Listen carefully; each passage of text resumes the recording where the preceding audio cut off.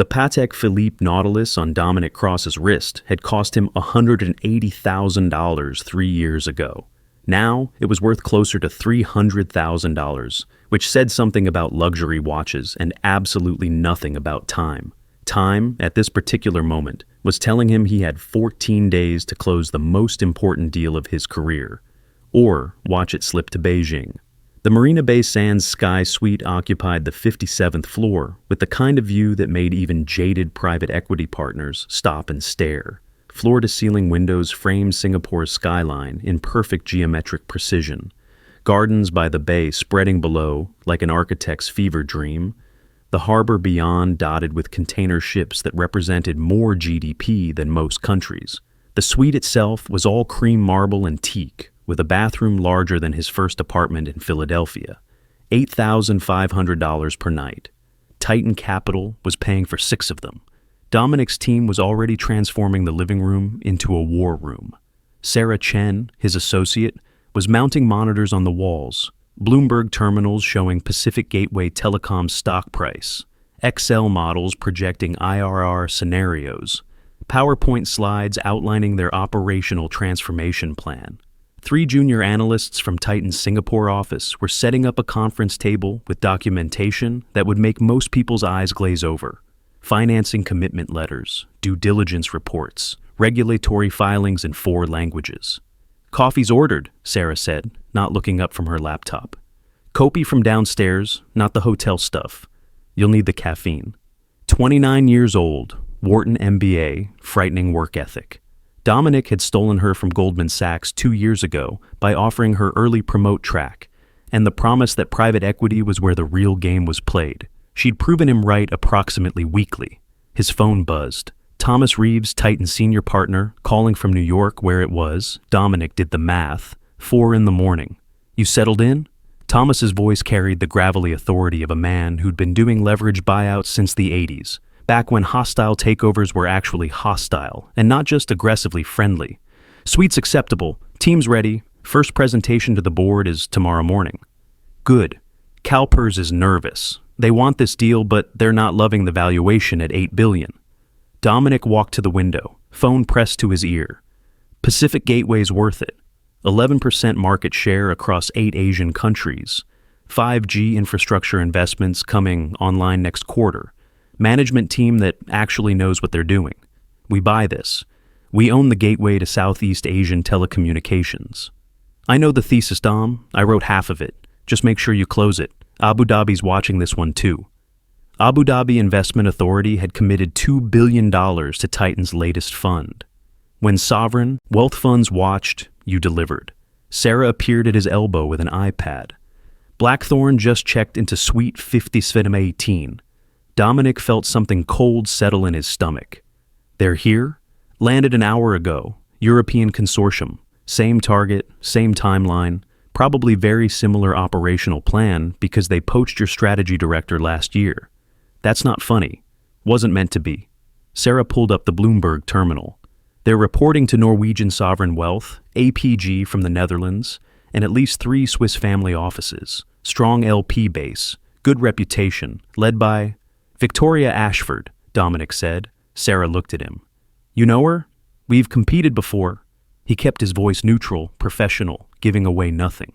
5 years of crossing paths at industry conferences, competing for the same deals, reading about each other's successes in the Financial Times.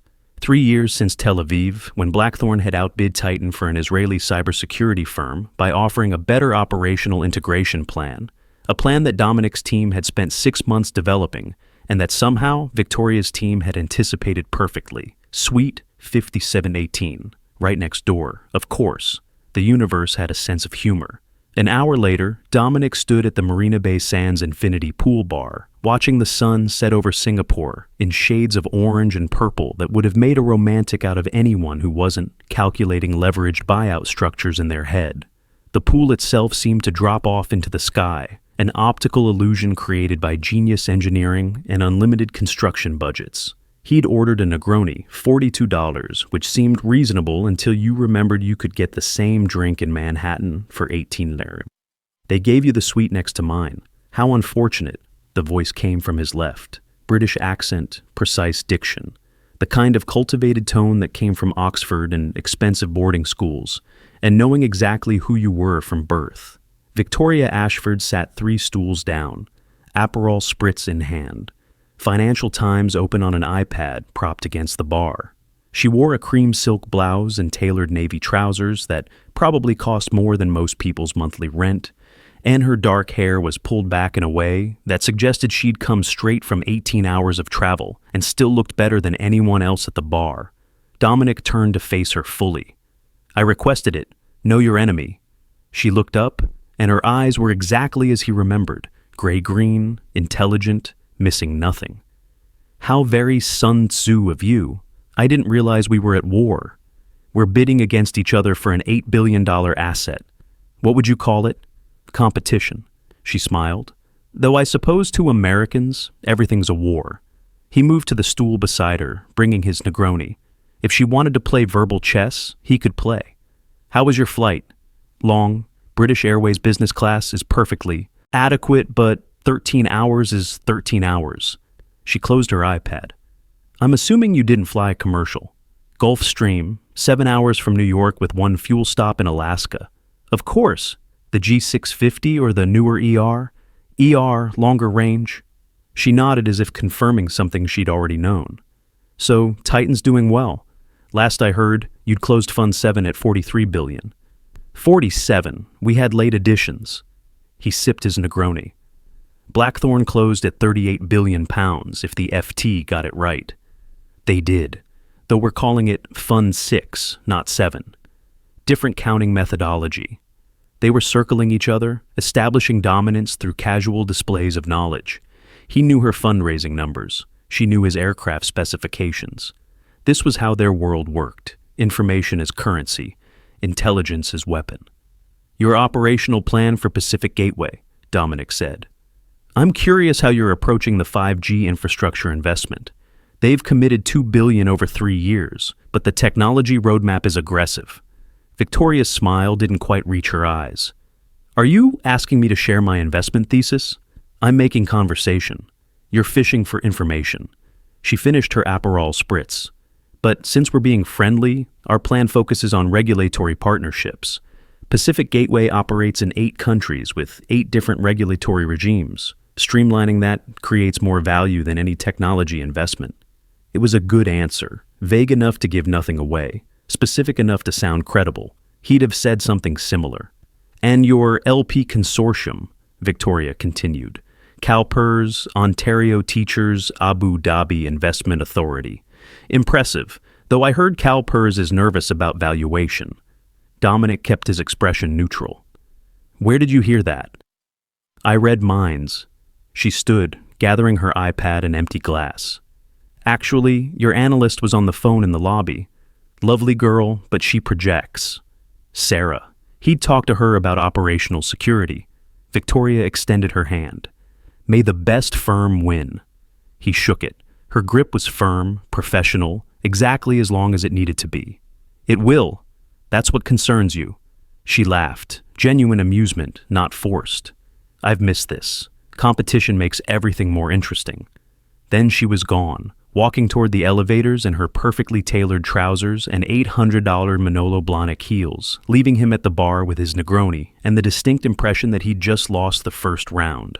The Pacific Gateway Telecom headquarters occupied a glass tower in Singapore's financial district, with the kind of sterile modern elegance that said, "We're successful, but not ostentatious." The boardroom on the 43rd floor had a teak table that could seat 20, leather chairs that cost $3,000 each, and windows offering a view of the harbor that was probably meant to intimidate visiting. Executives. Dominic had seen bigger boardrooms. He had also seen smaller deals than this one collapse over egos and minutiae. The board assembled at 9 a.m. precisely. 13 members, the Chen family, patriarch Chen Wei, his daughter CEO Melissa Chen, and his son COO David Chen, plus 10 independent directors representing institutional investors, employee interests, and various stakeholder groups. All impeccably dressed, all looking at Dominic and his team with expressions that ranged from polite interest to skeptical evaluation. Melissa Chen, 48 years old, Stanford MBA, and the reason Pacific Gateway had grown from regional player to Pan-Asian powerhouse in 15 years, sat at the head of the table. Mr. Cross, we appreciate Titan Capital's interest. You have 90 minutes. 90 minutes to convince them to sell their company to him for $8 billion. He clicked to the first slide. Pacific Gateway Telecom is worth more than you think it is. That got their attention. Melissa raised an eyebrow. We valued ourselves at $7.8 billion. You're offering $8 billion. That suggests we undervalued ourselves by approximately 40%. Dominic clicked to the next slide. A detailed breakdown of Pacific Gateway's assets, revenue streams, and market position. Your current valuation is based on EBITDA multiples that reflect your status as a regional telecom provider. But you're not regional anymore. 8 countries, 42 million subscribers, 5G infrastructure investments that will position you as the connectivity backbone of Southeast Asia. You're a strategic infrastructure, not telecommunications. That changes everything. He walked them through it. The 5G build-out that would create network effects across borders. The regulatory partnerships that gave Pacific Gateway preferential access in Vietnam, Thailand, and Indonesia. The enterprise business segment that everyone was undervaluing because it was only 15% of revenue, but growing at 40% annually. Sarah advanced the slides while he talked. Financial projections, market comparisons, operational improvements. Titan would implement, consolidating back-office functions, investing in AI-driven network optimization, expanding the enterprise segment into cloud services. Under Titan's ownership, Dominic concluded, Pacific Gateway reaches $12 billion in valuation within 3 years, 22% EBITDA improvement, positioning for IPO or strategic sale at multiples that reflect your true strategic importance. One of the independent directors, a Singaporean banker named Tan, who'd been watching with sharp attention, leaned forward. Your LP consortium, who's committed? California Public Employees Retirement System, $2.1 billion. Ontario Teachers Pension Plan, $1.3 billion. Abu Dhabi Investment Authority, $2 billion. Plus family offices and institutional investors totaling another $2.6 billion. We have the capital committed and ready to close. Melissa Chen made a note on her iPad. And management, my team stays. Your team stays, with equity incentive packages that align their interests with value creation. We're buying Pacific Gateway because it's well run. We don't fix what isn't broken. She nodded, expression unreadable. Thank you, Mr. Cross. We'll take a short break before our next presentation. Blackthorn Equity. Victoria's turn. Dominic and his team relocated to a conference room down the hall where coffee and pastries waited on a credenza. Sarah pulled up her laptop, already analyzing the board members' reactions, trying to read which way they were leaning. Melissa liked the management continuity message, she said. Tan was interested in the LP consortium. The patriarch didn't react much, but I think he's the decision maker, Dominic interrupted. Not Melissa. She runs the company, but he still controls the family shares. Chen Wei, 81 years old, founder of Pacific Gateway, back when it was a single telephone exchange serving a neighborhood in Singapore. Now, it was an $8 billion telecommunications empire, and he still came to board meetings. 45 minutes later, Blackthorn emerged from the boardroom. Victoria looked composed, confident, utterly unruffled. She caught Dominic's eye as she passed, gave the smallest nod. Acknowledgement, not concession. That evening, Dominic hosted dinner at Odette, a 3-Michelin-star restaurant in the National Gallery that served French cuisine with Asian influences and charged $500 per person before wine. He'd booked a private dining room for 6, himself, Sarah, and 4 Pacific Gateway board members, including CFO Richard Lim and 2 independent directors. The conversation flowed easily over tuna tartare and butter-poached lobster. Lim was interested in Titan's operational approach, wanted details on the network optimization AI. One director asked about exit strategy. Titan typically held assets for 5 to 7 years before selling or taking public. Another wanted to understand reporting requirements, quarterly board meetings, annual LP updates, standard governance. But Dominic's attention kept drifting to the main dining room visible through the private room's glass wall. Victoria sat at a table with Melissa Chen and another board member, 3 women in expensive business casual, sharing a $2,000 bottle of Chateau Margaux, and laughing at something Melissa had said. Victoria switched between English and Mandarin effortlessly, gesturing with wine glass and chopsticks as she made some point that had Melissa nodding thoughtfully. She was working the relationship, building trust, showing cultural fluency that Dominic's team couldn't match. Sarah followed his gaze. "She's good. I know. Are we losing? Too early to tell." But he had the sinking feeling that charm and cultural sensitivity might matter more than his financial projections. After dinner, the valet brought his car, a black Mercedes S-Class that the hotel had provided, though he'd noticed Victoria had requested a local driver instead of driving herself. Smart. Let someone who knew Singapore navigate while you worked. He was giving the valet a tip when Victoria emerged from the restaurant, her board members already departed. "The foie gras was excellent," she said, stopping beside him. "So was the Dover sole, and the company." She smiled. "This isn't about charm, Victoria." "No, but it doesn't hurt." She glanced at the Mercedes. "Going back to the hotel? Eventually, you?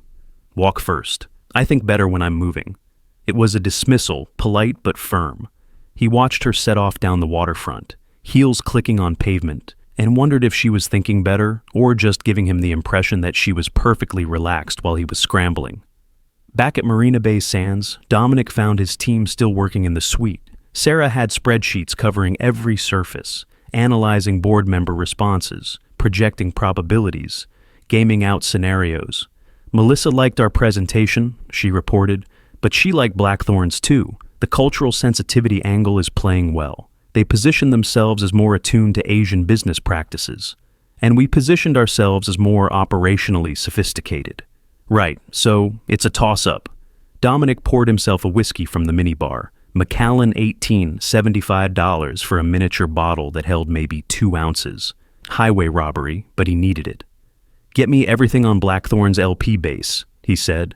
"I want to know if they've got the capital they claim, and pull the board member backgrounds again. I need to understand who's really making this decision." Sarah nodded, fingers already flying across her keyboard. At 11 p.m., his phone buzzed with a Bloomberg alert. China Strategic Investments files. Preliminary bid for Pacific Gateway Telecom. $9 billion offer. Dominic stared at the screen, feeling ice water replace the blood in his veins. $9 billion. 15% premium over both Western bids. And China Strategic wasn't just any investor. They were state-backed, unlimited capital, playing a geopolitical game that had nothing to do with IRR and everything to do with controlling strategic infrastructure in Southeast Asia. This changed everything. He heard movement from the adjacent suite, muffled voices, footsteps pacing. Victoria had gotten the same alert. Sarah looked up from her laptop, face pale. "We can't compete with state backing." "I know. So what do we do?" Dominic stared at Singapore's skyline through the floor-to-ceiling windows. Container ships in the harbor, lights reflecting off water. A city built on being the bridge between East and West. And now, China wanted to control that bridge. His phone rang. Thomas Reeves from New York. "You've seen it," Thomas said without preamble. "Just now. We can't outbid China, not with state backing and political incentives." "I know that, Thomas. So you need a different strategy." Pause. "What about combining with Blackthorn?" Dominic felt his jaw tighten. "Absolutely not. We've been rivals for 5 years. I'm not..." "Then you'll be rivals forever, because if China wins this deal, every future acquisition in Asia becomes exponentially harder. They'll have proven that Western capital can't compete with state backing. Your LP base will get nervous. Your deal flow will dry up. Sometimes you need allies, Dom, even allies you don't like." The logic was sound. Dominic hated that it was sound. "I'll make contact," he said finally. "No promises." "Do it tonight. Every hour we wait is an hour China's lobbying the board." Dominic hung up and stood in the hallway between suites 5718 and 5720, hand raised to knock on Victoria's door. Before he could, her door opened. She stood there barefoot, blazer discarded, white blouse unbuttoned at the collar, iPad in hand, and reading glasses perched on her nose. She looked like a professor who'd been working all night, which probably wasn't far from the truth. "I was coming to see you," she said. Great minds. They both spoke simultaneously. We need to talk about China. Despite everything, Victoria laughed. Come in. I've got better whiskey than the minibar. Her suite was identical to his, but somehow felt different, more lived in, with books scattered on the coffee table and her laptop surrounded by handwritten notes in precise cursive. She poured 2 glasses of Macallan, $700 per bottle, from a personal supply she had apparently brought from London. They sat on opposite ends of the couch, expensive whiskey between them, the weight of $8 billion and their professional futures hanging in the air. We can't win alone, Victoria said. No. So we combine bids, co-invest, split the board, share management fees. She was laying it out methodically, like she'd already wargamed this scenario. 50-50 ownership? That's the only structure that works. Neither of us will accept minority. She was right. 2 alpha firms, both accustomed to control, equal partnership or nothing. Our LPs will hate this, Dominic said. Mine already do. I got off the phone with APG 10 minutes ago. They're not thrilled about sharing with Americans. CalPERS isn't thrilled about sharing with Europeans. Victoria sipped her whiskey. But they'll be less thrilled about losing to Beijing. Truth. Institutional investors might complain about structure, but they'd complain more about missing an opportunity because their GPs were too proud to collaborate. Board seats, Dominic said. 3 each, and rotating chair. You take first year, I take second. Management control? Co-CEOs from our respective portfolio management teams. I've got someone perfect, Rajiv Kumar, 15 years in telecom, knows the Asian markets. I've got Michelle Torres, ex-Verizon, executive, ran their Asian expansion. They were negotiating like the professionals they were, putting aside 5 years of rivalry because the alternative was losing to a geopolitical adversary. We need our teams aligned by tomorrow morning, Victoria said. Board will want to see the combined proposal before China starts lobbying. Dominic checked his watch. 1 a.m. 7 a.m. breakfast, my team and yours. Make it your suite, mine's a mess. She stood, and he did too, both moving toward the door by unspoken agreement. But in the narrow hallway, they ended up closer than professionally appropriate, close enough that he could smell her perfume, something subtle and expensive, close enough to see the exhaustion around her eyes that matched his own. I've hated you for 3 years, Victoria said softly. Tel Aviv, I know. But you're good at this. She met his eyes. Annoyingly good. So are you. The moment stretched between them, tension that wasn't entirely professional, before Victoria stepped back. 7 a.m., she said. Don't be late. I'm never late. Neither am I. That's going to be a problem. But she was smiling as she closed the door. At 7 a.m. precisely, both teams crowded into Dominic's suite, which suddenly felt much smaller, with 12 people, 4 laptops, and a whiteboard that someone had conjured from hotel services. Dominic's team on one side, Sarah and 2 analysts. Victoria's team on the other, a sharp-eyed woman named Claire, who was apparently Blackthorn's operating partner, and 2 associates who looked like they'd been working all night.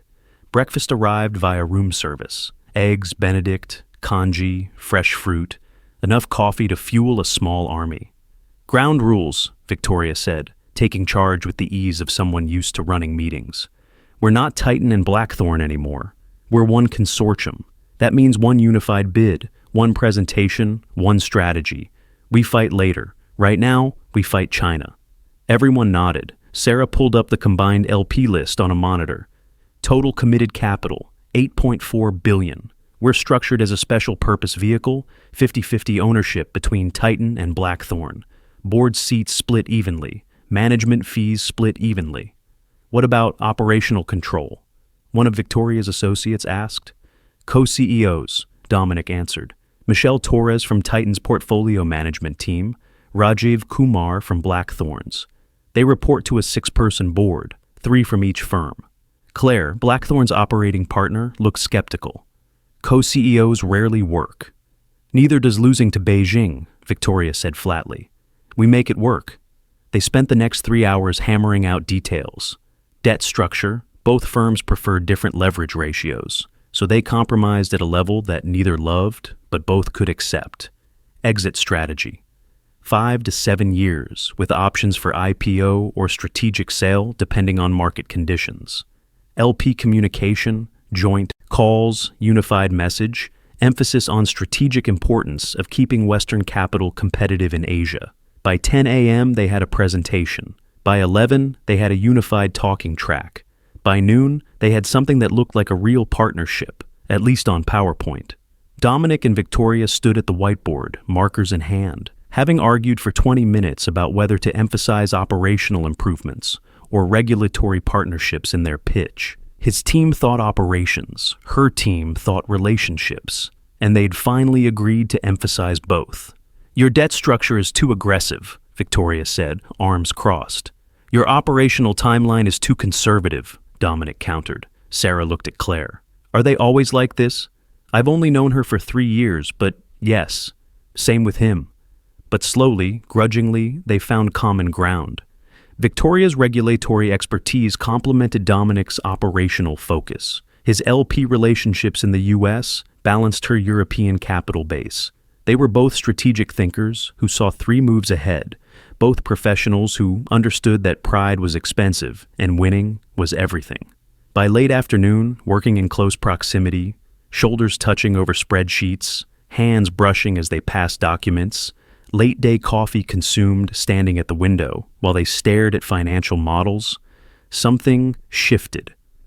A comment from Dominic about board member dynamics made Victoria laugh, genuine and unguarded, a moment when she explained a nuance of Asian regulatory frameworks and he actually said, "I didn't know that. That's useful." "You're funnier than I expected," Victoria said during a rare quiet moment. "You're more reasonable than I expected." "Is that a compliment?"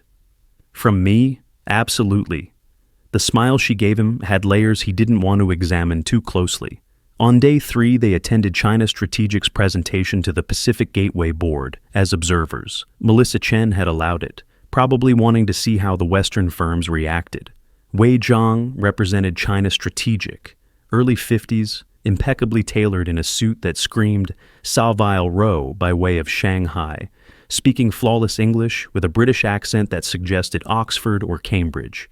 He was smooth, sophisticated, and absolutely terrifying in his confidence. His presentation wasn't about numbers, it was about vision. "Pacific Gateway is more than a telecommunications company," Wei said, voice carrying perfect conviction. "It's the connective tissue of Southeast Asian commerce, 5G infrastructure that will carry the next generation of digital trade, network effects that cross borders, cultures, regulatory regimes. This is strategic infrastructure, and infrastructure should serve strategic interests." The implication was clear. Western control of Asian infrastructure was a legacy of colonialism. Chinese control was the natural evolution. Melissa Chen's expression was carefully neutral, but Dominic saw the tension in her shoulders. She knew what Chinese control meant: loss of independence, regulatory pressure, Beijing's priorities overriding Singapore's. Wei continued, outlining government support mechanisms, belt and road integration, regulatory advantages that only state backing could provide. It was compelling. It was also terrifying. After the presentation, Wei approached them in the hallway. Deliberate, calculated approach designed to look casual. "Mr. Cross, Ms. Ashford."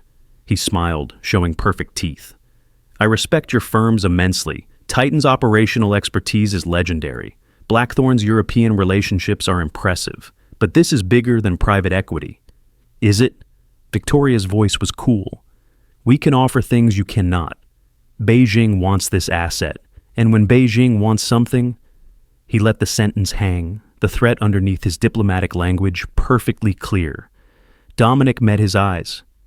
"Pacific Gateway wants independence. That's something Beijing can't offer. We'll see what they want after they understand the full scope of our proposal." Wei nodded politely. "Good luck. You'll need it." He walked away, leaving them standing in the hallway with the weight of geopolitical chess settling on their shoulders. "I really hate him," Victoria said conversationally. "Same. Want to get street food and figure out how to destroy him?" Despite everything, Dominic laughed. "Absolutely."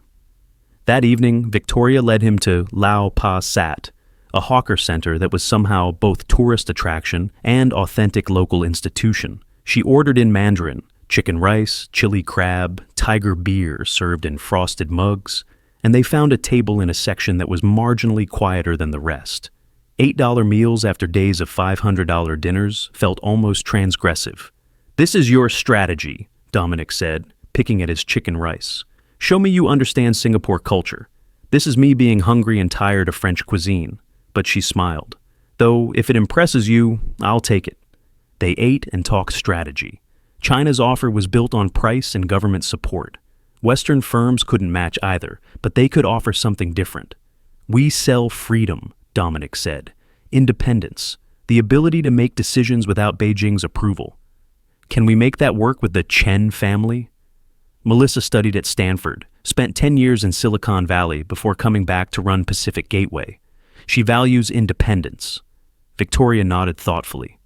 And the traditional board members fear Chinese regulatory interference. It's not just about controlling the company, it's about controlling Singapore. They were thinking in parallel now, building strategy together instead of against each other. "Position the combined bid as protecting Pacific Gateway's autonomy," Victoria said. "Western capital as a hedge against state control. Governance structure that keeps Chen family influence. Board seat, veto rights on major decisions." That creates complications, but it addresses their real concern. They talked until the Hawker Center started closing down around them, staff wiping tables and turning off lights while they sketched financial structures on napkins and debated board composition over beer that had long since gone warm. Walking back along the waterfront, Singapore glowing around them, ships crossing the harbor with cargo that represented billions in trade, Dominic felt something shift in his understanding of Victoria Ashford. She wasn't just a rival. She was smart, strategic, passionate about the work. She cared about doing this right, not just winning. "I've hated you for 3 years, he said. "Tel Aviv, you've mentioned. But you're good at this."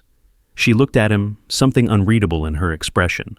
"So are you. It's been surprising, working with you instead of against you." They stopped at a railing overlooking the water. The city spread around them, all light and possibility. "Why do you do this?" Dominic asked. "Private equity, the 80-hour weeks, the stress, the constant battle." Victoria was quiet for a moment. "Because I'm good at it. Because outcomes matter. Because I like building things that last." She turned to face him. "Why do you?" "Same reasons, plus I'm addicted to the game." Honest answer. Honest question deserved one. They stood there. Two executives who'd spent years as rivals, now partners trying to beat a geopolitical adversary. And somewhere in the transition from enemies to allies, something else had started growing. "We should review tomorrow's materials," Victoria said finally, stepping back from the railing. "Right, yes, business." But neither moved immediately, and when they finally walked back to the hotel, they walked closer together than strictly necessary, shoulders almost touching, and if anyone had asked what they were becoming, neither would have had a good answer. Back at Marina Bay Sands, standing in the hallway between their suites after midnight, Dominic said what they'd both been avoiding. "This is going to be complicated." "Extremely." But Victoria smiled. "We're good at complicated." "Are we?" "We're about to find out." She disappeared into her suite, and Dominic stood alone in the hallway, wondering when exactly Victoria Ashford had stopped being his enemy and started being something else entirely, something that scared him more than losing any deal. Day 4 began with the kind of pressure that turned good executives into great ones or broke them entirely. Dominic stood in the Pacific Gateway boardroom at 9 a.m. sharp, Victoria beside him, both facing 13 board members who held $8 billion and their professional futures in their hands. They'd rehearsed this. Twice through the presentation at 6 a.m. in Victoria's suite over terrible hotel coffee and excellent pastries that neither of them had eaten. Once more, at 8 a.m. with both teams providing feedback, poking holes, stress testing every assertion. Now it was real. "Ladies and gentlemen," Dominic began, clicking to the first slide. 4 days ago, Titan Capital and Blackthorn Equity were competitors. Today we're partners, not because we wanted to be, but because the alternative is unacceptable. Victoria took over seamlessly, the handoff so smooth it looked planned, which it was. China Strategic's bid represents more than capital. It represents strategic control, Beijing's priorities become your priorities. Your independence becomes negotiable. That's not partnership. It's dependence. They moved through the presentation in tandem. Dominic handled financial structure, $8.2 billion, matching China's premium, but with different terms. Victoria handled operational strategy, regulatory partnerships, network optimization, regional expansion plans that respected local markets rather than imposing external priorities. When they reached governance, they both spoke. 3 board seats for Titan, Dominic said. 3 for Blackthorn, Victoria continued. 2 seats remain with the Chen family permanently. Veto rights on major strategic decisions. Western capital with Singaporean control. Melissa Chen leaned forward, interested. How do we know you won't fight each other? 2 alpha firms, equal power. That's a recipe for deadlock. Dominic and Victoria exchanged a glance. They'd anticipated this question, had debated how to answer it for an hour last night. Because we want Pacific Gateway to succeed more than we want to beat each other, Victoria said. It was mostly true, increasingly true, but Melissa's expression suggested she'd heard what they hadn't said. Mostly wasn't completely. We've structured decision-making to prevent deadlock, Dominic added. Rotating board chair, independent tiebreaker for disputes, clear escalation protocols. This can work. Tan, the Singaporean banker, asked about exit strategy. How long would they hold the asset? What metrics would trigger a sale or IPO? Richard Lim, the CFO, wanted details on debt structure. How much leverage? What covenants? How did financing costs compare to China's state-backed offer? Chen Wei, the patriarch, asked only one question, in English accented but precise. Why should we trust Western firms with my family's legacy? Victoria answered, switching to Mandarin briefly before returning to English, and Dominic saw the old man's eyes flicker with something that might have been approval. After 90 minutes, Melissa called for a break. The board will deliberate. We'll inform both parties of our decision within 48 hours. Outside the boardroom, teams separated to debrief. Sarah pulled Dominic aside. That was good, really good. Melissa liked the governance structure. Tan liked the financing terms. But the patriarch is the wild card. I know. Victoria's Mandarin helped, the cultural sensitivity angle. Dominic nodded, watching Victoria across the lobby talking to her team. She'd been flawless in there, sharp, articulate, reading the room perfectly and adjusting on the fly. They'd been synchronized in a way that surprised him, finishing each other's sentences, covering each other's weaknesses, functioning like partners who'd worked together for years instead of days. It should have felt temporary. A marriage of convenience forced by circumstances. It was starting to feel like something else. That evening, they celebrated progress at Wakugin, the hotel's 2 Michelin-star Japanese restaurant that charged $800 per person for a 10-course tasting menu. Private dining room, sake pairings chosen by a sommelier who took the selection process more seriously than most people took their careers. To not killing each other, Victoria said, raising her sake cup. Yet, Dominic added, to not killing each other yet. They drank, and the sake was extraordinary, floral, complex, the kind of thing that justified its $100 per glass price tag. The meal unfolded slowly, course after exquisite course. Bluefin tuna from Oma that had been flown in that morning. Miyazaki Wagyu so perfectly marbled it looked like abstract art. Sea urchin from Hokkaido that tasted like the ocean distilled to its essence. Between courses, conversation flowed more easily than it had any right to. Victoria told him about Oxford, being the only woman in her private equity recruiting class, the senior partner who'd told her she'd never make it because she lacked killer instinct. I bought his firm 3 years later, she said, savoring the irony with her sake. Acquired it through a portfolio company, kept him on for exactly long enough to watch me succeed, then fired him. Killer instinct demonstrated. Dominic laughed. Please tell me you actually said that when you fired him. I thought it very loudly. She smiled. But no, I was professional. Brutal, but professional. He shared Goldman's stories, the trading floor during the 2008 crisis, watching billions evaporate in real time, learning that the difference between winning and losing was often just being slightly less wrong than everyone else. That's when I knew I wanted to move to private equity, he said. Trading was about being right in the moment, Private equity is about being right over 5 years. I'm better at the long game. Are you? Victoria studied him over her sake cup. Because you've been playing the long game with me for 3 years. Tel Aviv. What was that about? You beat me. I beat lots of people. You didn't hate all of them. Dominic considered his answer carefully. You beat me by being better. Better plan, better execution, better understanding of what the target company actually needed. I hated losing. I hated more that you deserved to win. Victoria's expression softened. That might be the nicest thing you've ever said to me. Don't get used to it. But the way she smiled suggested she might already be getting used to quite a lot. Over miso-glazed black cod, Victoria asked about his path to Titan, middle-class Philadelphia, Penn undergrad, on financial aid, Goldman's analyst program that had been his ticket out. My parents thought I'd be a teacher, he said, or maybe an accountant, something safe. When I told them I was going into investment banking, they didn't really understand what that meant. Do they now? My mother asks if I'm eating well and when I'm going to settle down. My father reads about Titan's deals in the Wall Street Journal and still seems surprised that it's me. He paused. They're proud, I think. But it's a world they don't really understand. Same, Victoria said quietly.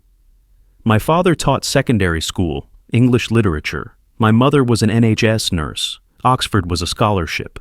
Everything since has been proving I belong in rooms where everyone else's parents paid full tuition. They looked at each other across the table, two people who'd clawed their way into a world that hadn't been built for them, who'd learned to speak the language of wealth and power despite coming from somewhere else entirely. We're more similar than different, Victoria said. I hate that you're right. Get used to that too. The sommelier brought the final seki pairing, a daiginjo that cost $300 per glass and tasted like liquid silk. Outside the private dining room, Singapore glittered through floor-to-ceiling windows. What happens after this? Dominic asked. The deal closes, we co-manage for 18 months. Then what? Victoria swirled her sake thoughtfully. Then we're both more successful than we were before. Better track records, bigger funds, more LP interest. We go back to competing. Do we? She met his eyes. What else would we do? He didn't have an answer for that. Or rather, he had several answers, none of which were appropriate to say in a Michelin-starred restaurant 4 days into a forced partnership. The moment stretched between them, weighted with things neither was ready to say, until Victoria stood and the spell broke.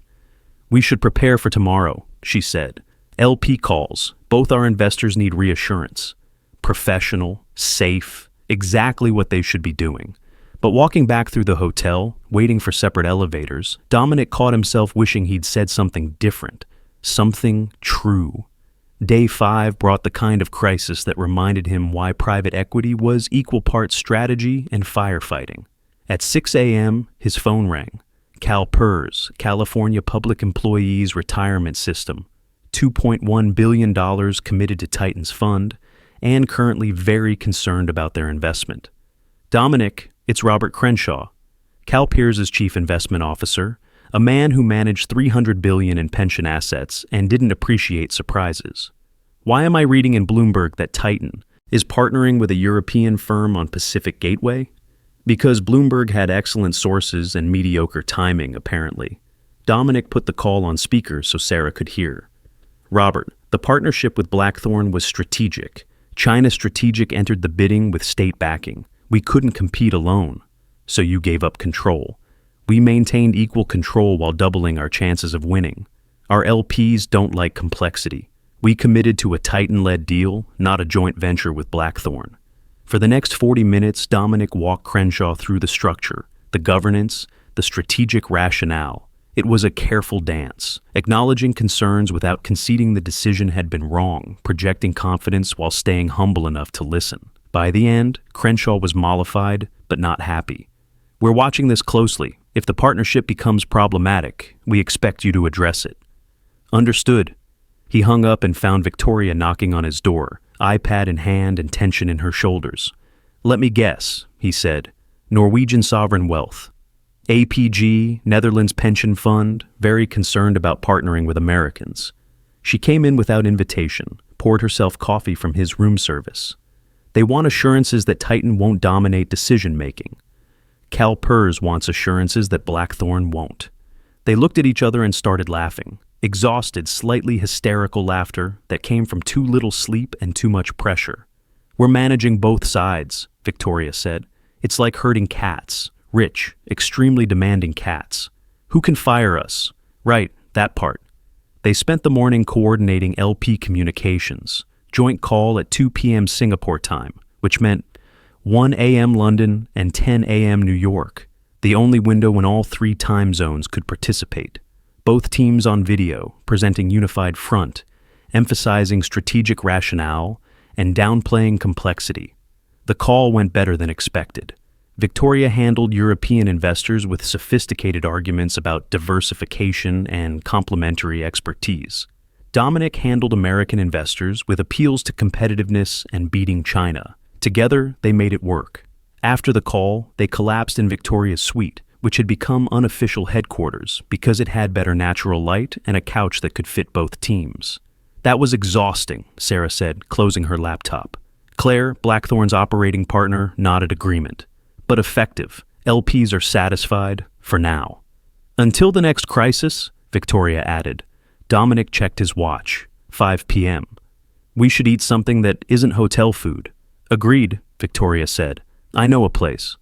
That evening, Victoria led a group of 8, both full teams, to a hawker center in Chinatown that was emphatically not on any tourist map. She ordered for everyone in Mandarin, rapid-fire conversation with the vendor that resulted in platters of char kway teow, Hainanese chicken, chili crab, and satay that cost maybe $50 total. Sitting at plastic tables under fluorescent lights, eating with plastic utensils felt almost transgressive after days of Michelin stars and Marina Bay Sands luxury. But the food was extraordinary, and the atmosphere was loose in a way that conference rooms and board presentations never could be.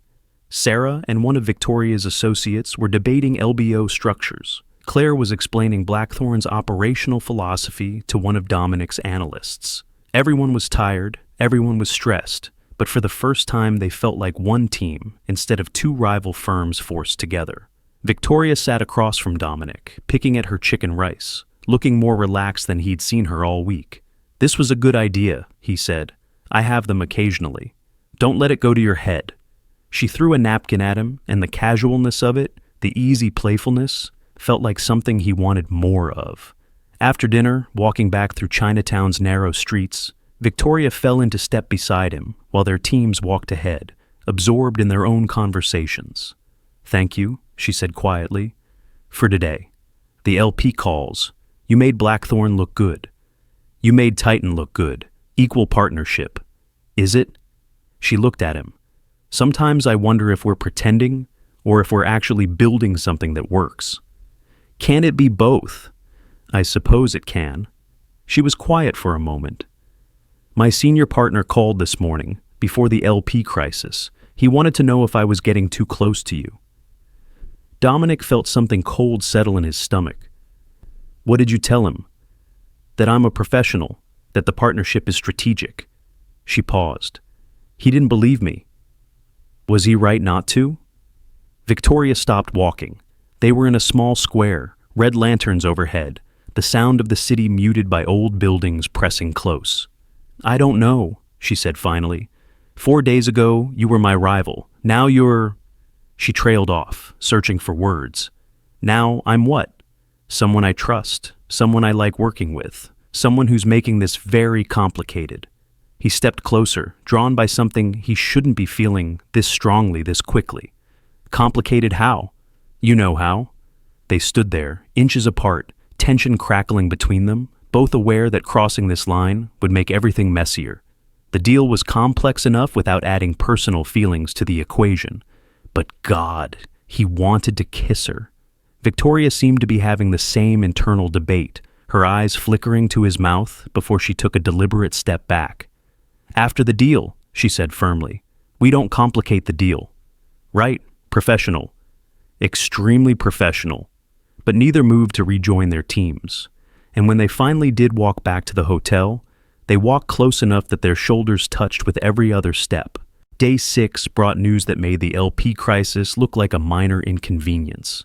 Financial Times broke the story at 8 a.m. Singapore time. Detailed article about the Titan-Blackthorn partnership, including information that should have been confidential. Exact LP commitments, specific governance terms, internal return projections, even the tension with CalPERS and APG. Someone had leaked, deliberately, comprehensively. Dominic read the article in his suite with growing fury. This wasn't speculation or educated guessing. This was someone on one of their teams selling information to a journalist. His immediate instinct was to blame Blackthorn. He found Victoria in the hallway, clearly coming to confront him about the same thing. "One of your people leaked to the FT," he said, voice tight with anger. Her eyes flashed. "You think I would sabotage our own deal?" "Someone did, and the leak includes details that only Blackthorn's team knew. It includes details that only Titan's team knew too. Don't put this on me." They were in the hallway between suites, voices rising, 5 years of rivalry suddenly back in full force. "I've never completely trusted you," Dominic said, and even as the words came out, he knew they were wrong, knew they were coming from fear and anger rather than logic, but he couldn't stop them. "Now I know why." Victoria's hand moved so fast he barely saw it. The slap wasn't hard, but it was shocking, a sharp crack that echoed in the quiet hallway. "Get out," she said, voice trembling with fury. "We'll communicate through associates. Don't talk to me directly until you've learned some fucking manners." She disappeared into her suite, door slamming behind her. Dominic stood alone in the hallway, hand touching his cheek where she'd hit him, knowing he'd just destroyed whatever trust they had built over 5 days of intense partnership, and knowing he deserved it. Back in his suite, Sarah was already investigating the leak. "Timeline is tight. Journalist contacted us yesterday afternoon asking for comment. That means he had the information by yesterday morning at the latest." "Who had access?" "Both teams. All the details in the article were in our shared documents." Dominic paced, mind racing. He'd accused Victoria of leaking, but the logic didn't work. Why would she sabotage their own deal? What possible motivation could she have? Unless it wasn't her. Unless it was someone on his team. He pulled up their personnel files. 3 analysts from Titan's Singapore office, all relatively junior, all with access to the documents. But Sarah would never. She was loyal to a fault and smart enough to know that leaking torpedoed her own career. "Check our analysts," he told Sarah. "When they joined, who recruited them, any financial irregularities?" She nodded, fingers flying across her keyboard. An hour later, she had the answer. "Michael Santos, your junior analyst, joined Titan 6 months ago from Morgan. Stanley, I found Venmo transactions from a Financial Times journalist, $5,000, paid 3 days ago." Dominic felt sick. His analyst, his leak, his team, and he'd accused Victoria. "Fire him," he said, "immediately. I don't care what the lawyers say about process. He's done." Sarah nodded. "And Victoria, I need to apologize." "Good luck with that."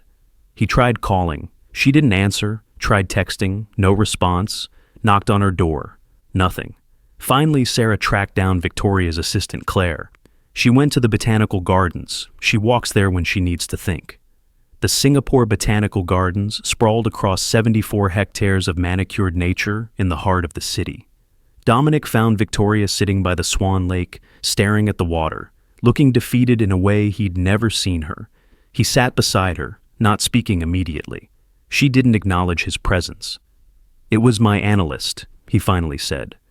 "Michael Santos, not yours. He sold the information to the FT for $5,000. He's been fired." Victoria still didn't look at him. "So, you were wrong. Completely wrong, and I'm sorry. You assumed the worst of me. I know, 5 years of rivalry, old habits." He paused, trying to find words that weren't excuses. "We've been working together for 5 days. I thought we'd move past that." "So did I." Victoria finally turned to face him. "I was starting to trust you. Really trust you. Not just professionally, but..." She stopped herself. "I know, same. And then, you defaulted to thinking I'd sabotage us." Dominic had no defense. "You're right to be angry. I panicked. When things go wrong, I revert to old patterns. But you're right, we had moved past that. I'm sorry I broke what we were building." Victoria stood, started walking along the lake path. He followed, giving her space but staying close enough to talk. "The board votes tomorrow," she said. We need to be unified. I know, we will be. And after the deal? He understood what she was really asking. After the deal, would they go back to being rivals? After the deal, did they have a chance at becoming something more? After the deal, did anything they'd felt this week actually matter? After the deal, he said carefully, we figure out what this is, if you're willing to give me that chance. Victoria stopped walking. They were in a quiet section of the gardens, trees overhead filtering the evening light, the sound of the city distant and muted. I don't trust easily, she said. I've spent my whole career proving I belong, fighting for every advantage, not letting anyone see weakness. And you? She trailed off. I make you feel weak? You make me feel vulnerable, which is worse. He stepped closer. Same. It's terrifying. But the board votes tomorrow. We can't afford to be distracted. Then we're not. We're professionals first. Partners. We close this deal. We beat China. We prove that Western firms can compete through collaboration instead of just capital. And after? After, I take you to dinner, just us, not business, and we figure out if this thing between us is real or just proximity and pressure. Victoria studied his face, looking for something. Finally, she nodded. Okay, but you're buying. You accused me of leaking, so dinner's on you. Fair. She started walking again, and this time when he fell into step beside her, she didn't pull away when their shoulders touched. They had dinner that night at a deliberately casual place. Burnt ends, modern Australian, one Michelin star but unpretentious. Both teams joined them, and the atmosphere was determinedly optimistic despite the leak crisis. Over wood-fired everything and bottles of Margaret River Cabernet, they toasted survival. Tomorrow, the board would vote. Tomorrow, they'd know if 5 days of intense partnership had been worth it. Dominic and Victoria sat at one end of the long table, semi-private from the team conversations happening around them. If China wins, Victoria said quietly, what's your next move? Find another deal, bigger, better. Prove that losing this one didn't break us. He sipped his wine. You? Same, though I'd be lying if I said losing wouldn't sting. Because of the deal or because of us? She smiled. Both. I don't like losing Dominic. At anything. Neither do I. That's going to be problematic. Only if we're competing. And if we're not, then we're partners, which is either brilliant or catastrophic. Possibly both. He reached across the table, took her hand briefly. I'm glad you're here, even with the leak disaster, even with me being an idiot. I'm glad we're doing this together. Victoria squeezed his hand once before letting go. Me too, surprisingly. The moment was interrupted by Sarah, who'd been monitoring her phone obsessively all evening. Melissa Chen just called, she said, voice tight with barely contained excitement. Emergency board meeting tomorrow at 9 a.m. They're voting. The table went silent. Tomorrow. Everything they'd worked for, fought for, built together over 5 intense days. Tomorrow they'd know if it was enough. That night, Dominic couldn't sleep. He stood at his suite's floor-to-ceiling windows, staring at Singapore's skyline, running through scenarios. Best case, board chooses Western Consortium. They win. 18 months of co-management ahead, relationship with Victoria continuing to develop. Worst case, board chooses China. They lose.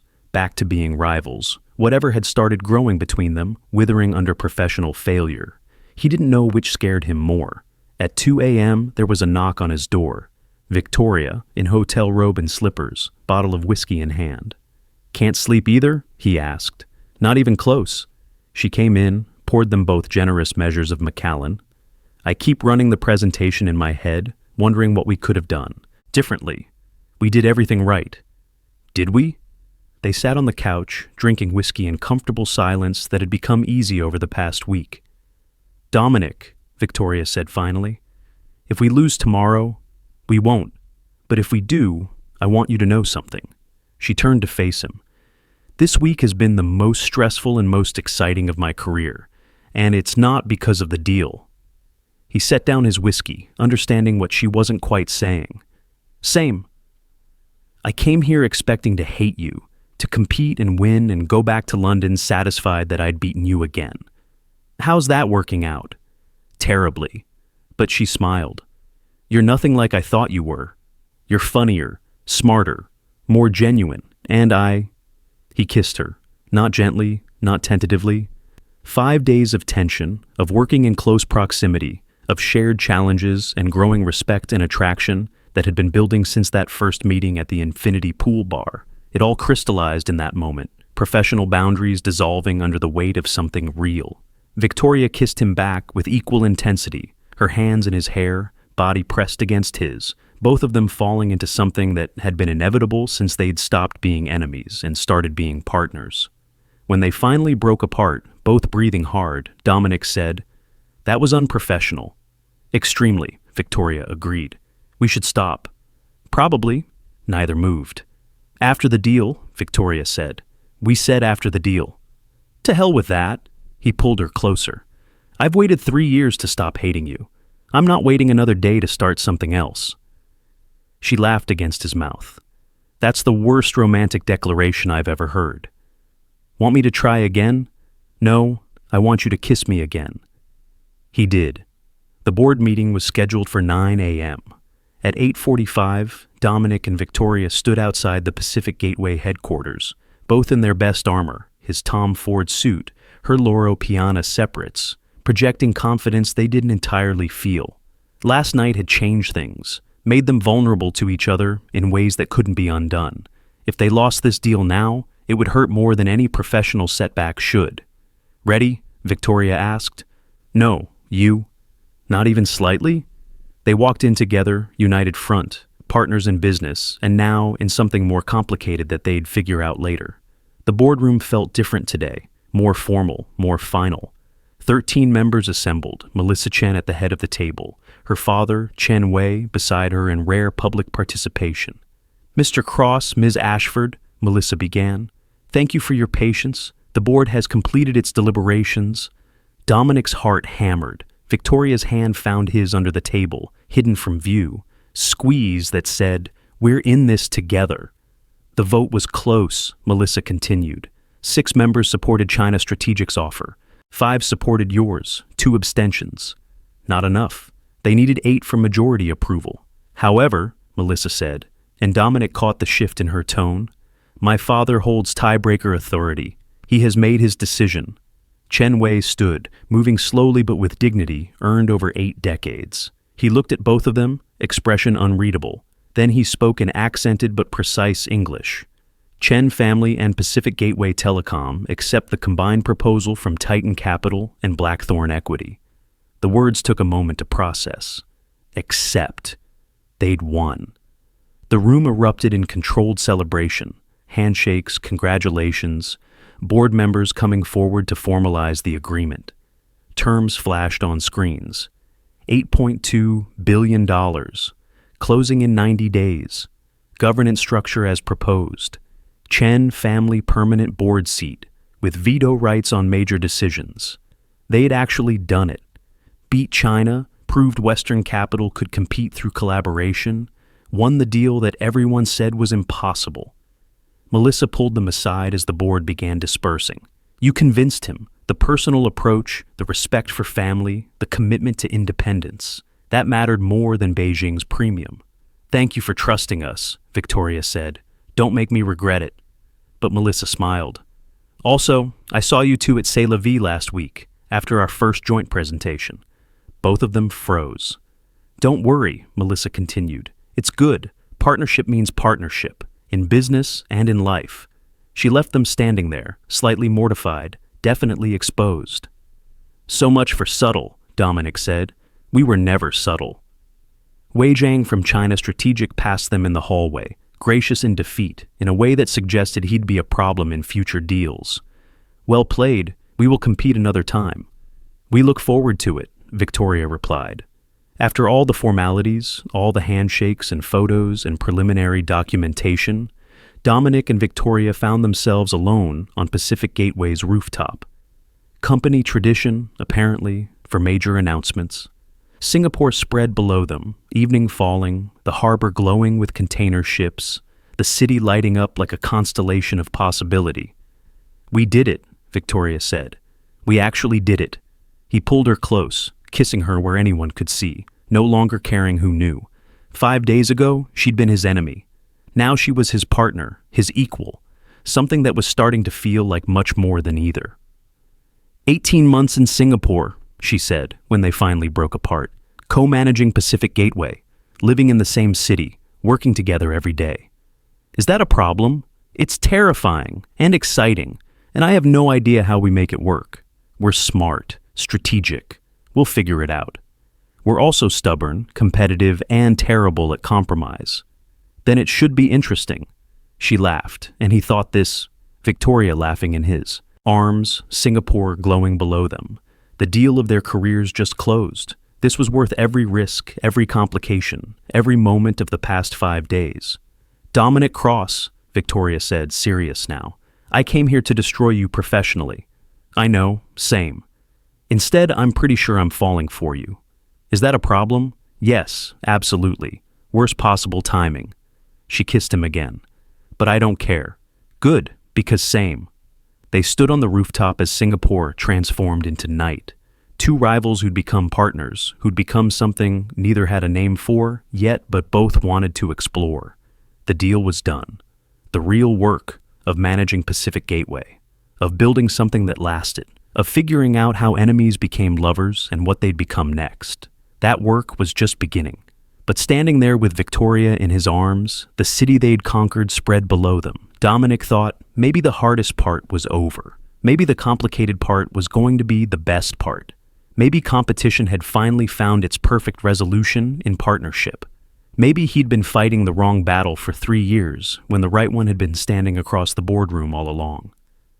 Ready for 18 months of this? Victoria asked. With you? Absolutely. It's going to be complicated. I'm counting on it. And as Singapore glowed around them, the future uncertain but full of possibility, they both thought, this was exactly where they were supposed to be, together, finally, impossibly, perfectly. The press conference took place in Pacific Gateway's media room at 2 p.m., barely 5 hours after the board vote. Bloomberg, Financial Times, Wall Street Journal, Reuters, and a dozen Asian business publications, all cameras and recording devices and journalists who'd spent the week speculating about which way the deal would go. Dominic stood at the podium beside Melissa Chen and Victoria, watching flashbulbs pop and recording lights glow red. This was the public face of victory, the moment they'd worked toward for 6 days that felt like 6 months. Melissa spoke first, announcing the decision, introducing the Western Consortium, outlining the vision for Pacific Gateway's future, professional, poised, giving nothing away about the drama that had unfolded behind closed doors. Then it was their turn. A reporter from Bloomberg raised her hand immediately. Ms. Ashford, Mr. Cross, Titan and Blackthorn have been competitors for years. How did you overcome that rivalry to present a unified bid? Victoria answered with diplomatic precision. We realized our shared interests were stronger than our differences. Pacific Gateway's independence is more important than any legacy rivalry between our firms. Dominic added, competition makes you better, partnership makes you stronger. We've proven that principle over the past week. Another reporter from FT, what about the leak to our publication? Does that suggest dysfunction in the partnership?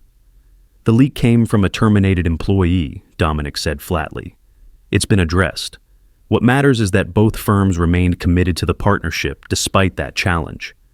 Questions came rapid fire for 20 minutes. Deal structure, timeline, governance, strategic vision, how they'd convinced the board to choose Western capital over Chinese state backing.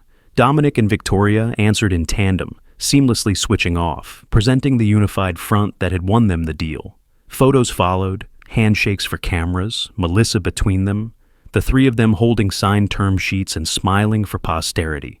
Professional, triumphant, giving no indication that Dominic and Victoria had spent the previous night in each other's arms, though the way Victoria's hand brushed his as they left the podium suggested she was thinking about it too. That evening, both teams descended on C'est La Vie, the rooftop bar on the 57th floor of Marina Bay Sands. Sky bar with infinity pool glowing below, Singapore's skyline spread in every direction. Champagne flowing freely, Cru Grand Cuvée at $400 per bottle, and they went through 18 of them. Sarah organized toasts. Claire from Blackthorn's team made a speech about exceeding expectations. The analysts who had worked 80-hour weeks for 6 days straight finally relaxed, ties loosened, and laughter genuine. Dominic found himself holding court with half the team, recounting the board meeting, Melissa's father's tiebreaker vote, the moment they knew they'd won. But his attention kept drifting to Victoria across the bar, surrounded by her own crowd, champagne glass in hand and smile brilliant. Their eyes met across the rooftop, and the look that passed between them said everything they couldn't say in front of their teams. We did this together, and now we get to figure out what comes next. Thomas Reeves called from New York, voice booming through the phone with satisfaction. You closed it. $8.2 billion, beating China, proving Western capital can still compete. CalPERS is thrilled. Abu Dhabi is already asking about our next fund. Good. Tell them we're planning Fund 8 at $60 billion. Thomas laughed. Ambitious. I like it. Also, Victoria Ashford. What's the story there? We're co-managing Pacific Gateway for 18 months. That's not what I asked. Dominic watched Victoria laugh at something one of her associates said, champagne catching the light. We're figuring it out. Don't screw it up. She's brilliant, and partnerships this successful are rare. I won't. Victoria's senior partner called, too. Dominic could see her on the phone, pacing at the edge of the rooftop, nodding and gesturing as she explained the deal structure, the timeline, the plan forward. When she hung up, she looked relieved. After an hour of team celebration, of toasts and war stories and analysts bonding over shared trauma, Dominic caught Victoria's eye and tilted his head toward the elevators. She made her excuses, he made his, and they left separately in a gesture toward discretion that probably fooled exactly no one. They met at the elevator bank, alone for the first time since the press conference. Your team knows, Victoria said. So does yours. We're not subtle. Never have been. The elevator arrived empty, and they stepped in, not touching, but standing close enough that he could feel the heat of her. The doors closed, sealing them in privacy, and Victoria immediately pressed the emergency stop button. What are you? She kissed him, fierce and demanding, 6 days of tension and triumph finding expression in that moment. He responded immediately, backing her against the elevator wall, both of them trying to communicate through touch what they hadn't had time to say in words. When they finally broke apart, both breathing hard, Victoria said, I've been wanting to do that since the press conference. Me too, though maybe not in an elevator. Where else were we going to get privacy? She restarted the elevator, smoothing her hair and adjusting her dress. Everyone's watching us. Let them watch. Dominic, I'm not hiding this, whatever this is. He took her hand as the elevator descended. 5 years I've been competing with you. If we're doing this, if we're actually doing this, I'm not pretending it doesn't exist. Victoria studied him, something unreadable in her expression. You're going to make this complicated. It's already complicated. I'm making it honest. The elevator stopped at the lobby level, doors opening to reveal hotel guests and staff and the perfectly manicured world of Marina Bay Sands. They stepped out together, still holding hands, and Dominic saw Victoria's decision crystallize in real time. She didn't let go. They walked through the lobby like that. Two executives who just closed an $8 billion deal and happened to be holding hands, and if anyone found it notable, they kept it to themselves. At the entrance to Odette, the 3 Michelin-star restaurant where they had watched each other compete a week ago, Victoria stopped. Are we really doing this? She asked. Having dinner? Everything else? Dominic understood what she was really asking, crossing from professional partnership into personal relationship, with all the complications that entailed. Different firms, different cities, different LP bases to manage. 18 months of co-managing Pacific Gateway while navigating whatever they were becoming to each other. Yes, he said simply. We're doing this. It's going to be messy. I'm counting on it. She laughed, and he loved that sound. Loved that he could make her laugh after a week of stress and strategy and careful professional boundaries. Inside, the maitre d' recognized them immediately. Mr. Cross, Ms. Ashford, congratulations on your success. We have your usual table. Actually, Dominic interrupted, the same table, together. The maitre d' didn't miss a beat. Of course, right this way. They sat where Victoria had sat a week ago with Melissa Chen, where Dominic had watched from his private dining room and wondered if charm would beat strategy. Now they sat together, no barriers between them. And the symbolism wasn't lost on either. The tasting menu unfolded over 3 hours. Courses that were art and engineering and chemistry all at once. White asparagus with caviar, blue lobster with champagne butter, wagyu so perfectly prepared it barely needed chewing. Wine pairings chosen by a sommelier who took the process as seriously as they took private equity. But the real revelation was the conversation. Without teams, without business pressure, without the weight of $8 billion hanging over them, they could just be themselves. Victoria told him about her childhood in Manchester. Comprehensive school instead of private, studying in the local library because their flat was too small and loud for concentration. Scholarship to Oxford that had been her escape and her making. I was surrounded by people whose parents had titles and country estates, she said over Chateau d'Yquem paired with foie gras. And I was this girl from Manchester, whose father taught English and whose mother worked double shifts at the hospital. I learned to fake it very, very well. You don't fake anything, Dominic said. You earned your place, everything since. So did you. Philadelphia Public Schools, Penn on financial aid. We're not so different. That's what terrifies me. Why? Because you understand. Most people in our world don't understand what it costs to get here when you start from the outside. You do. Victoria reached across the table, took his hand.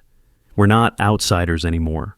Aren't we? I still feel like I'm pretending sometimes. Me too, she smiled. But maybe that's what makes us good at this. We had to learn every rule, master every signal, understand the game from first principles instead of inheriting the playbook. They talked about Tel Aviv, the deal that had started their rivalry 3 years ago. Victoria admitted she'd known about Titan's operational plan, had anticipated it perfectly because she'd been studying Dominic's approach for months. I wanted to beat you specifically, she said. Not just win the deal, beat you, prove I was better. Did you prove it? I thought I had. Now I think maybe we're just different kinds of good. Complimentary. Dangerously complimentary. Over coffee and petit fours, Dominic asked the question that had been building all evening. What happens now? Your firm is in London. Mine is in New York. We're co-managing Pacific Gateway for 18 months. But after that, Victoria was quiet for a moment, swirling her coffee cup. I've been thinking about that. And I have an idea. Potentially brilliant, potentially catastrophic. Those are my favorite kind of ideas. She set down her cup, meeting his eyes with the same intensity she brought to board presentations. We both stay in Singapore for the 18 months, rotate weeks, 3 weeks here, 1 week back in our respective cities, keep us connected to both firms, but give us time together. Dominic felt something shift in his chest. She was proposing commitment, not just a casual relationship, but an actual plan for how they'd make this work. He searched for the right word. That's a big commitment. I know, too big? No, perfect. Complicated and logistically challenging, and probably going to drive both our firms crazy, but perfect. Victoria smiled, and it transformed her entire face. We're good at complicated. We are. Also, she hesitated, unusual for someone so confident. I don't want this to be casual. I don't do casual well. If we're doing this, I want to actually do this. Not a fling that ends when the deal closes, but something real. Victoria Ashford, are you asking me to be your boyfriend? I'm asking you to be my partner, in business and in life, at least for 18 months, maybe longer if we don't kill each other. He stood, came around the table, pulled her up to kiss her properly. The other diners definitely noticed, but Dominic found he didn't care. Let them notice. Let everyone know that he and Victoria Ashford were partners now, in every way that mattered. Yes, he said when they finally broke apart. 18 months in Singapore, 3 weeks on, 1 week off, building something together. You're sure? Completely, though I'm keeping my own suite at first. She laughed. Maintaining negotiating leverage? Always. They left the restaurant holding hands, walked through the hotel without hiding, took the elevator to the 57th floor together. At the hallway between their suites, Victoria pulled him toward her door. I have better whiskey, she said. I remember. Inside her suite, with Singapore glowing below and champagne chilling in the minibar, and the entire future spread before them like an unwritten contract, they finally stopped talking about business and strategy and logistics. They talked about simpler things, about wanting each other, about being terrified and excited in equal measure, about 6 days that had changed everything. And when talking turned to other things, when clothes started coming off and professional boundaries dissolved entirely, Dominic thought, this is worth every risk, every complication, every moment of fear about what comes next. Victoria was worth it. They were worth it.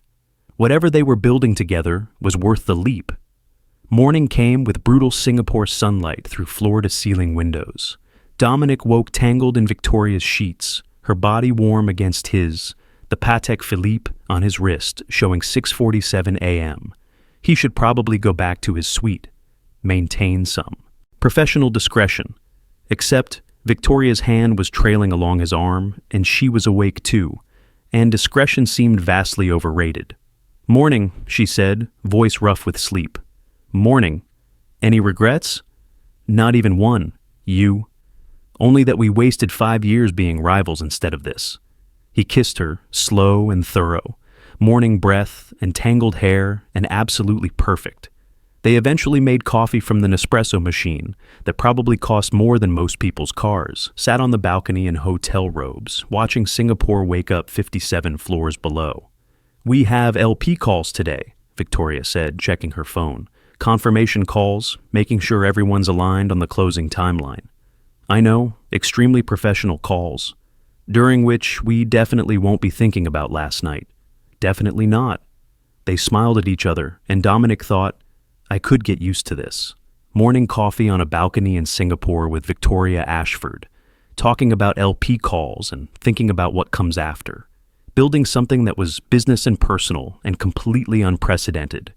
The LP calls went exactly as hoped. CalPERS was satisfied with the structure and timeline. Abu Dhabi was already asking about future co-investments with Blackthorn. APG from the Netherlands approved the governance framework. Norwegian Sovereign Wealth congratulated Victoria on the strategic partnership. By noon, they had confirmed commitments, signing schedules, and a closing date 90 days out. "It's real now," Sarah said, closing her laptop. 8.2 billion committed. This actually happened. "It did," Dominic confirmed. "You did excellent work. Everyone did." His team started packing up, preparing to head back to New York. Victoria's team was flying to London the following day. The war room atmosphere that had defined the past week was dissipating, temporary partnership dissolving as people returned to their normal lives. Except Dominic and Victoria's partnership was just beginning. That evening, they walked through Marina Bay Gardens, away from the hotel and the professional world, just two people trying to figure out what came next. "This is strange," Victoria said. "A week ago, I wanted to destroy your bid. Now I'm planning to spend 18 months in the same city with you, possibly in the same apartment, depending on how the next few months go." "Too fast?" She considered that. "No, terrifyingly fast, but not too fast. We've known each other for 5 years. We've just been enemies for most of it. And now we're not. Now we're definitely not." They stopped at a railing overlooking the harbor, ships crossing in the evening light. Singapore's skyline rising behind them like proof that anything was possible if you were strategic enough, ambitious enough, willing enough to take risks. "I'm good at complicated," Dominic said, "but I'm not good at vulnerable. This, you and me, it's the most vulnerable I've been in years." "Same. I don't let people in. I don't trust easily. I don't..." She trailed off, searching for words. "I don't fall for people, especially not rivals I'm supposed to be beating. How's that working out?" "Terribly and wonderfully. And I have no idea what I'm doing." "Me neither, but I want to figure it out with you." Victoria kissed him, there on the waterfront with joggers passing and tourists taking photos and the whole world able to see. And Dominic thought, this is what winning actually feels like. Not closing deals or beating rivals, but finding someone who matches you, challenges you, makes you want to be better. Someone worth building something with.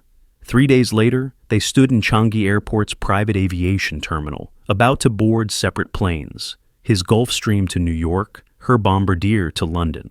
Both needed to get back to their firms, manage their existing portfolios, prepare for the next phase of Pacific Gateway integration. 3 weeks until they both returned to Singapore for the closing. "This is going to be the longest 3 weeks of my life," Victoria said. "Same. though we have phone calls, video conferences, extremely professional communications about deal structure, during which we won't be thinking about anything else. Definitely not.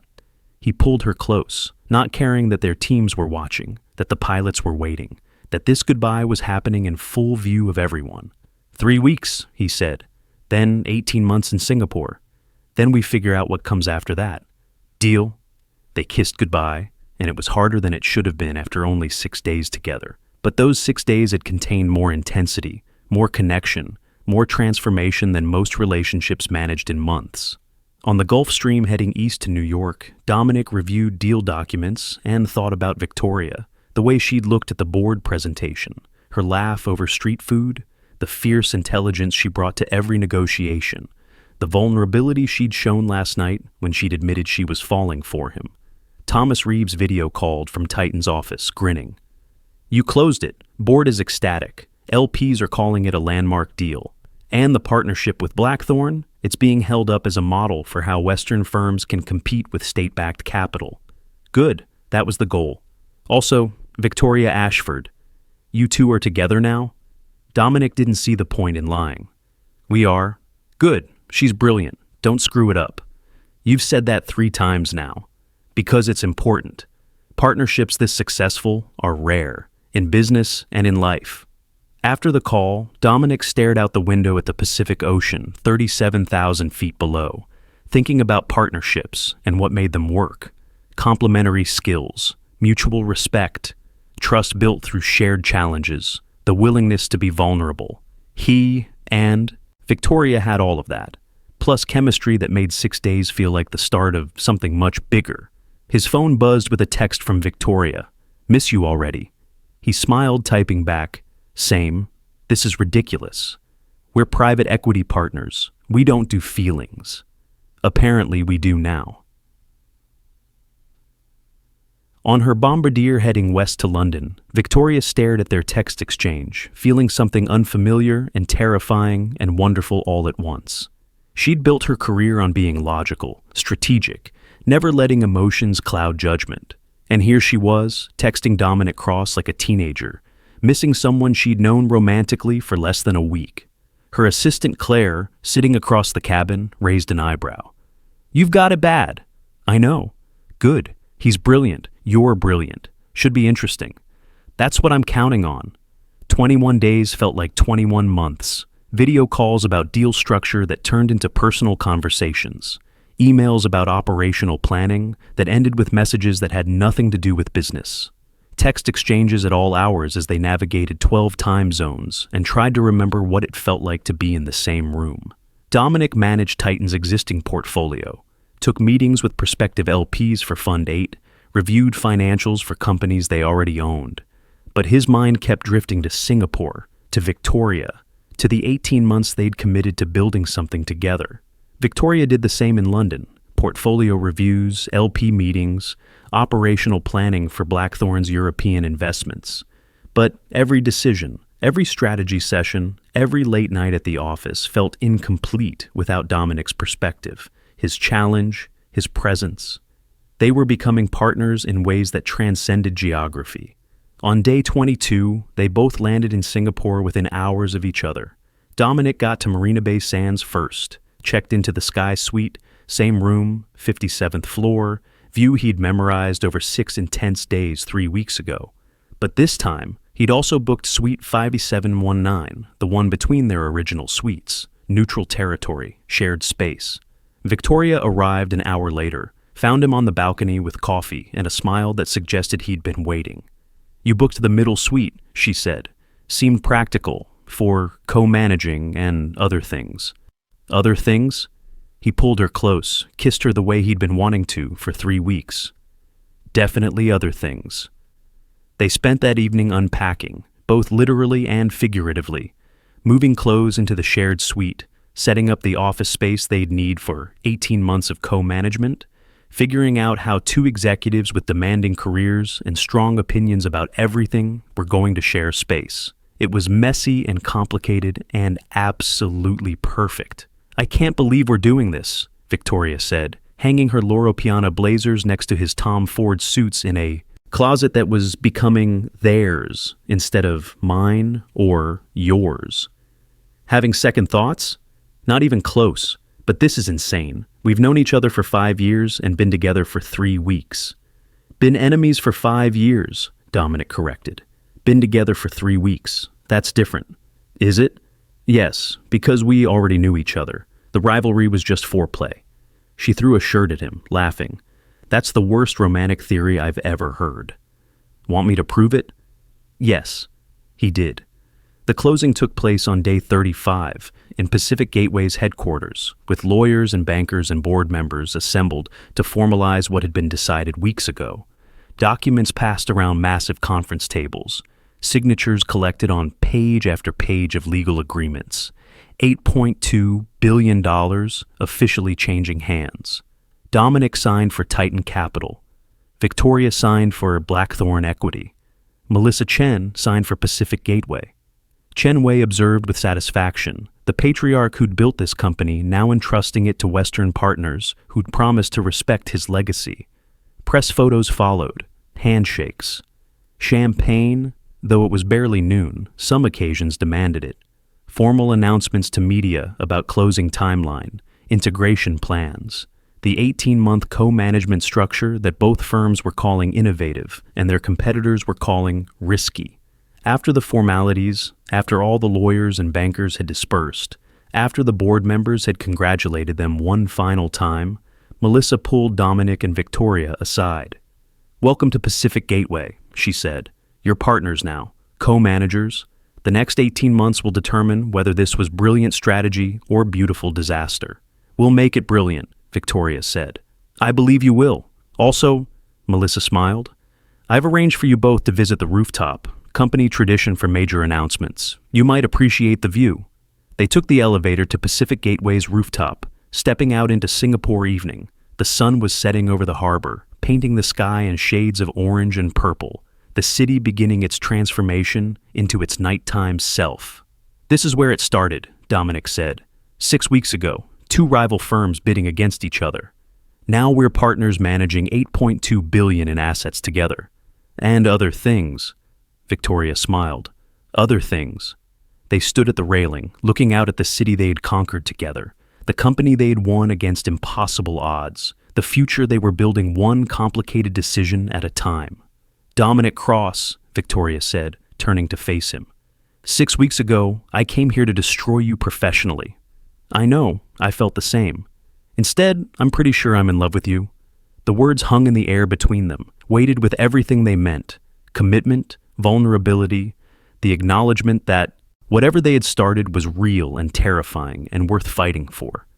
"Victoria Ashford," he said, pulling her close. 6 weeks ago, you were my enemy. Now you're my partner, my equal. The most brilliant, frustrating, fascinating person I've ever met. And I'm completely, terrifyingly in love with you too. She kissed him, there on the rooftop of the company they had won together, as Singapore glowed below them, and 18 months of shared future stretched ahead. When they finally broke apart, Victoria said, "This is going to be complicated. I'm counting on it.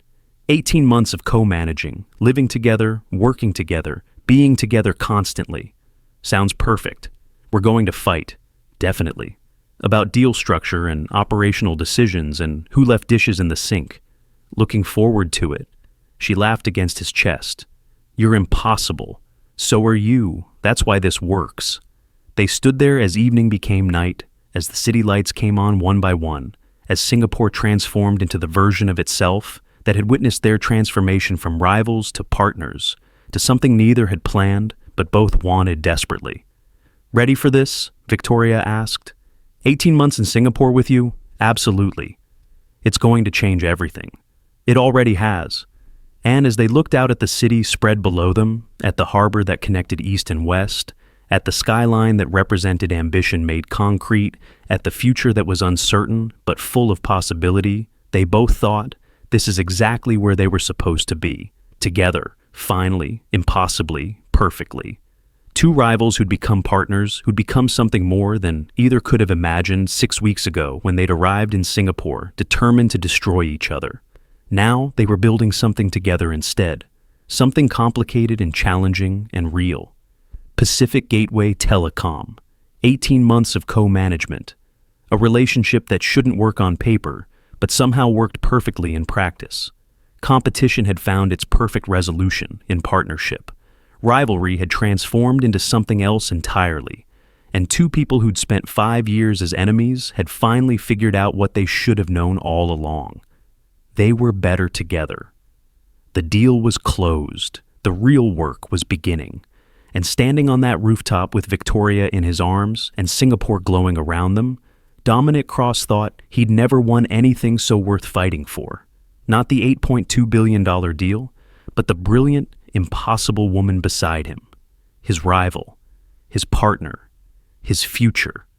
Finally, gloriously, irrevocably his. And as Singapore sparkled below them, witnessing the start of something new, they both knew this was just the beginning. The best part was still ahead.